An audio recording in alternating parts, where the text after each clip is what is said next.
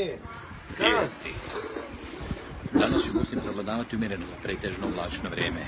Na jugu zemlje uz malu do umjerenu oblačnost. S vama je bio Branko Klubička, vi slušate BH Vijesti. Do slušanja. Sport. Danas će na Bilinu polju odmeriti snage reprezentacije Bosne i Irske opštine sa stadiona Velic Spaho.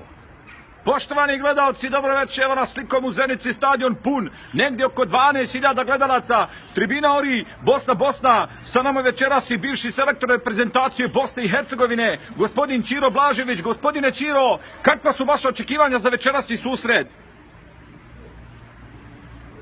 Pa čuj sine da ti nešto kažem, mi smo jedna jako ozbiljna i jedna jako dobra reprezentacija koja ima kapacitet.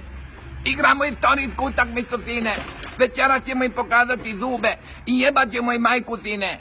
Ušao sam ovdje na stadion, meni su skandirali Ćiro pederu, a ne znaju da je Ćiro povalio, treba više nego cijela zapadna tribina. Gospodine Ćiro, vidim da ste se uzrujali, mi se slikom selimo na marketingu, od toga živimo, pa se za 15 minuta vraćamo ovdje slikom u Zenicu. Do slušanja.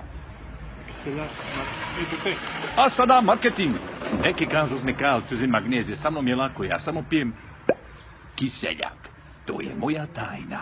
Večeras možete pogledati crtani u 19:05. Papa je, spasi me! Drso liva, dolazim od vas, sad ću srediti turištariju.